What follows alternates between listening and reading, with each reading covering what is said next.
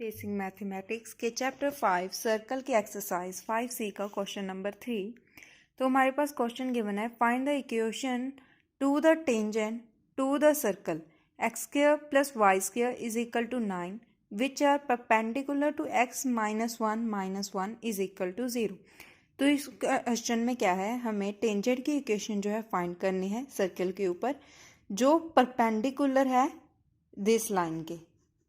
ठीक है, तो अब तक के जितने भी हमने क्वेश्चन किए थे, इससे पहले हमने 2 क्वेश्चन किए थे, उसमें सेम क्वेश्चन थे, उसमें बस इतना फ़र्क था, उसमें हमारे पास जो टेंजेंट लाइन थी वो पैरेलल थी गिवन लाइन के। बट इस क्वेश्चन में हमारे पास जो टेंजेंट लाइन है वो परपेंडिकुलर है गिवन लाइन के। तो बस पहले हम क्या करते थे, जब हम इक्वेशन ऑफ टेंजेंट पैरेलल में फाइंड करते थे तो इसका फॉर्मूला लेते थे ax plus B Y plus k is equal to 0।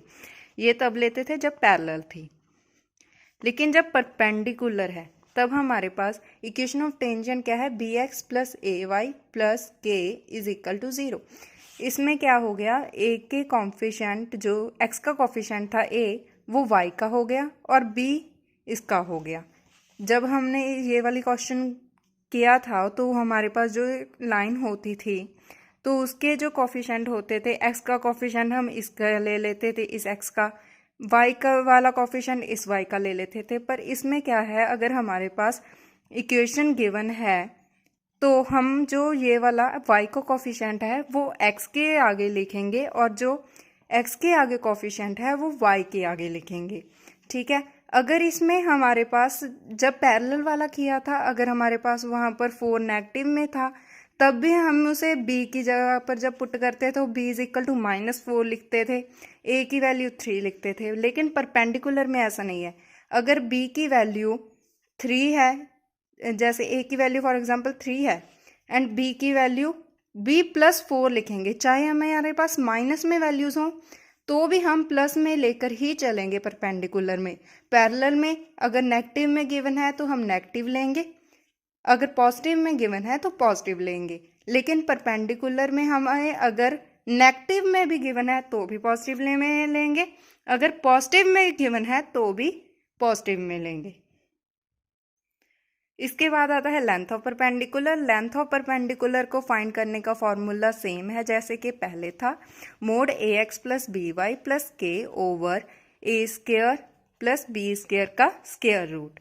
ठीक है, तो लेंथ ऑफ परपेंडिकुलर क्या होती है, रेडियस। ये इसे हम हमेशा रेडियस के इक्वल लेकर चलते हैं। तो शुरू करते हैं क्वेश्चन को।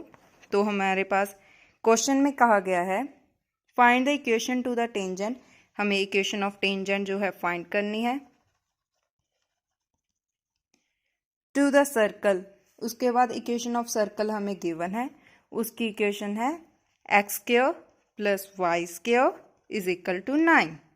उसके बाद हमारे पास इक्वेशन ऑफ लाइन गिवन है x minus y minus 1 is equal to 0। और ये जो है टेंजेंट जो लाइन है उसके अलावा जो लाइन हमें गिवन है ये दोनों आपस में परपेंडिकुलर है। फॉर एग्जांपल हमारे पास ये वाली लाइन है और ये वाला सर्कल है, इसके ऊपर सर्कल के ऊपर जो टेंजेंट लाइन है वो गिवन लाइन के परपेंडिकुलर है। ठीक है, ये बन गया परपेंडिकुलर 90 डिग्री का एंगल। तो अब हमें ये वाली इक्वेशंस जो है परपेंडिकुलर में फाइंड करनी है इक्वेशन ऑफ टेंजेंट। तो इसमें यार हमारे पास इक्वेशन ऑफ टेंजेंट का फॉर्मूला क्या होगा, B x plus A Y plus k is equal to 0। तो इसमें हमारे पास b की वैल्यू क्या है, 1। b की वैल्यू 1।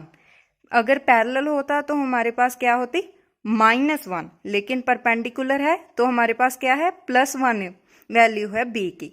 तो और a की वैल्यू क्या है, +1, दोनों की वैल्यू +1 है इज इक्वल टू 0। के को हम एज इट इज़ लेकर चलते हैं और ये जो इसके अलावा एक्स वाई के अलावा जो कांस्टेंट गिवन है उसे हम नहीं लेते, कहीं भी सॉल्व करने के लिए नहीं लेते। ठीक है, तो अब हम क्वेश्चन में सीधा equation of tangent is equal to ये वाला फॉर्मूला लिख के उसमें वैल्यूज पुट नहीं करेंगे। इस बार हम कुछ डिफरेंट करेंगे। इस बार हमें लिखना है equation of any line which is perpendicular to given line. Given line क्या है, x minus y minus 1 is equal to 0 is, तो इसके अलावा हमने अब इक्वेशन ऑफ टेंजेंट लिखनी है, तो हमने क्या लिखा, equation of any line. Any line इस बार हमारे पास क्या है, टेंजेंट लाइन, वो किसके परपेंडिकुलर है, गिवन लाइन के। इज, तो हमने उसकी इक्वेशन क्या बनाई थी, इक्वेशन ऑफ टेंजेंट की, ए की वैल्यू पुट कर दें, ए की वैल्यू +1 है, बी की वैल्यू भी +1 है, तो हमारे पास बन गया 1x + 1y + k is equal to 0। ये हमने इक्वेशन ऑफ टेंजेंट बना ली, ये हमने रफली बना ली, हमें इस तरह से क्वेश्चन में नहीं लिखना, हमें इस तरह से लिखना है क्वेश्चन में। तो हमारे पास इक्वेशन ऑफ टेंजेंट क्या बन गई, जब परपेंडिकुलर है, 1x + 1y + k is equal to 0, और इसे हम इक्वेशन नंबर 2 मान लेते हैं। और जो इक्वेशन ऑफ सर्कल है हमारे पास, उसके इक्वेशन को 1 मान लेते हैं। और अब हम क्या करेंगे, अब हमारे पास जो इक्वेशन ऑफ सर्कल है, x² + y² is equal to 9, हमें पता है इसके अलावा भी इसके सिमिलर जो एक्स वाई की फॉर्म में इक्वेशन ऑफ सर्कल होती है, वो क्या होती है, x² + y² is equal to r²। तो x² सेम है, y² सेम है, तो यहाँ पर 9 है, यहाँ पर r² है, यहाँ से हम r की वैल्यू निकाल सकते हैं। तो 3 की स्क्वायर क्या होता है, 9, तो r की वैल्यू क्या आ गई, 3। इसे भी हमें पता करना था शुरुआत में, बस हमें क्वेश्चन में लिख देना है r इज इक्वल टू 3, हमें इसे सॉल्व करके दिखाने की ज़रूरत नहीं है। तो अब हमने यहाँ तक कर लिया था क्वेश्चन, हमने टेंजेंट की इक्वेशन बना ली है। तो अब हम क्या करेंगे, length of perpendicular from circle with centre 0 0 on equation 2 is equal to radius. तो हमें पता है, तो हमने सर्कल के सेंटर को 0 0 क्यों लिया, हमारे पास एक सर्कल की इक्वेशन होती है x - h की होल स्क्वायर + y - k की whole square is equal to r² होती है। तो हमारे पास गिवन इक्वेशन क्या है, x² + y² is equal to r²। हमें इस इक्वेशन में 9 है यहाँ पर r की स्क्वायर की जगह, तो हमारे पास इस इक्वेशन में क्या है, h एंड k की वैल्यूज लिखी नहीं हुई, तो हमारे पास h एंड k की वैल्यूज क्या होंगी, देखो जब हम इसमें 0 पुट करेंगे, x - 0 की होल स्क्वायर + y - 0 की whole square is equal to r²। तो क्या बन गया, x की square + y² is equal to 9, क्योंकि हमारे पास यहाँ पर 9 गिवन है। h की वैल्यू एंड k की वैल्यू 0 ले ली, इसलिए h एंड k क्या होता है, सर्कल का सेंटर पॉइंट, ठीक है।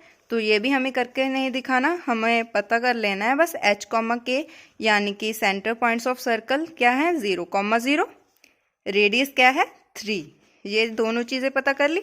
अब ये इसमें हमारी इसका यूज़ होगा। तो हमारे पास क्या है, लेंथ ऑफ परपेंडिकुलर, लेंथ है परपेंडिकुलर की, फॉर एग्जांपल हमारे पास ये सर्कल है, उसका सेंटर है 0, 0, उसके से जो टेंजेंट लाइन का डिस्टेंस है उसे हम लेंथ ऑफ परपेंडिकुलर भी बोलते हैं, जिसे हम नॉर्मली सर्कल का रेडियस भी बोलते हैं, उसे लेंथ ऑफ परपेंडिकुलर भी बोलते हैं। तो हमने इसलिए लिख दिया length of perpendicular from circle centre 0 0 on equation 2 is equal to radius, ठीक है। तो अब हम लगाएंगे फॉर्मूला। तो हमारे पास फॉर्मूला है ax + by + k mod close over √ a² + b² is equal to radius as it is. तो अब हम वैल्यूज पुट कर लेंगे, a एंड b की वैल्यूज तो हमने पहले ही पता कर ली थी, a की वैल्यू 1 थी, b की वैल्यू भी 1 थी, जो हमने इक्वेशन ऑफ टेंजेंट में निकाली थी। x एंड y क्या है इसमें, x एंड y हमारे सेंटर के पॉइंट्स है, जिसे हमने h, k भी माना है, इसे हम x y लेंगे इस जगह पर, प्लस k को एज इट इज लेकर चलेंगे। a एंड b की वैल्यू फिर से 1 है, रेडियस की वैल्यू क्या है 3, तो वैल्यूज पुट कर देते हैं। a की वैल्यू हमारे पास 1, x की वैल्यू है 0 centre of circle, plus b की value 1 centre of circle 0, plus k mode cross over √ mode सिर्फ ऊपर तक ही लेना है, ओवर a की स्क्वायर यानी 1 की स्क्वायर प्लस b की स्क्वायर यानी 1 की square is equal to radius क्या है 3। तो हमारे पास सॉल्व करके क्या आ गया, 1 इंटू 0 0 प्लस 1 इंटू 0 0 प्लस के मोड क्लोज ओवर 1 का स्क्वायर 1 प्लस 1 का स्क्वायर 1 इज इक्वल टू 3। तो हमारे पास आ गया मोड के over 1 plus 1 root 2 is equal to 3। अब ये जो रूट 2 डिवाइड में है उस साइड जाएगा तो मल्टीप्लाई में होगा, तो हमारे पास क्या बन जाएगा, मोड के इज इक्वल टू 3 रूट 2।